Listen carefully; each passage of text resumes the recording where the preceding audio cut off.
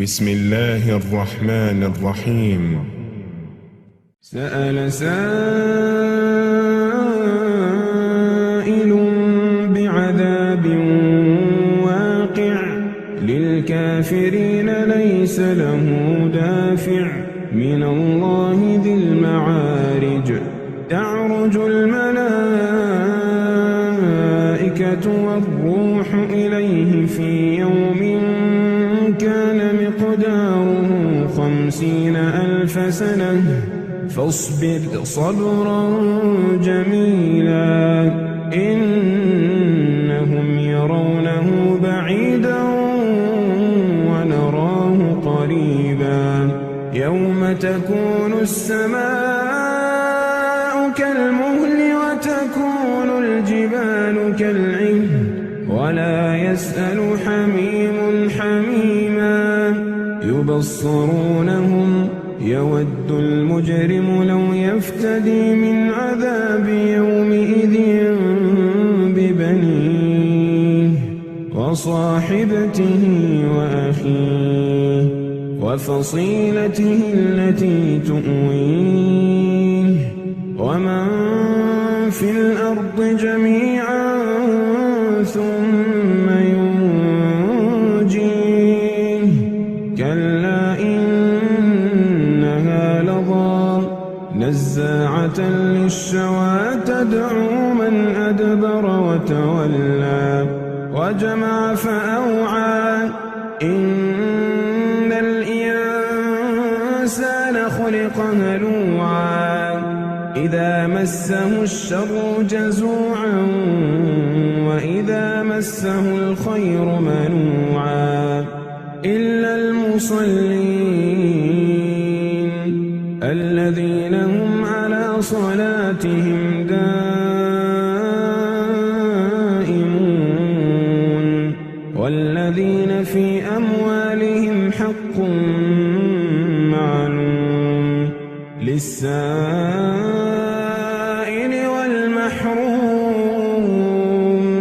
والذين يصدقون بيوم الدين والذين هم من عذاب ربهم مشفقون إن عذاب ربهم غير مأمون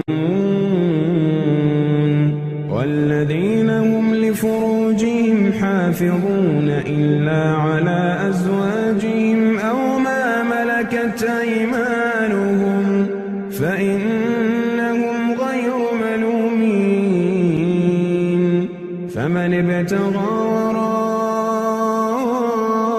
ذلك فأولئك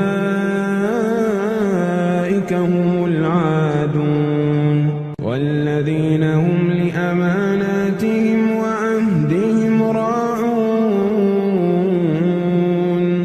والذين هم بشهاداتهم قائمون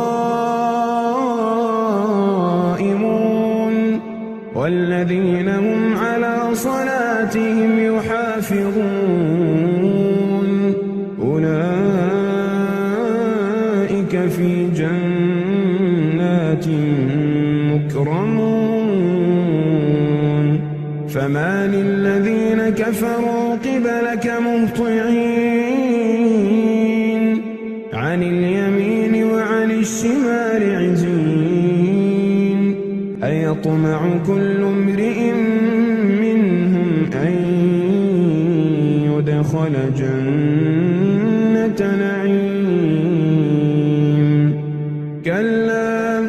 إنا خلقناهم مما يعلمون فلا أقسم برب المشارق والمغارب إنا لقادرون على أن نبدل خيرا منهم وما نحن بمسبوقين فذرهم يخوضوا ويلعبوا حتى يلاقوا يومهم الذي يوعدون يوم يخرجون من الأجداث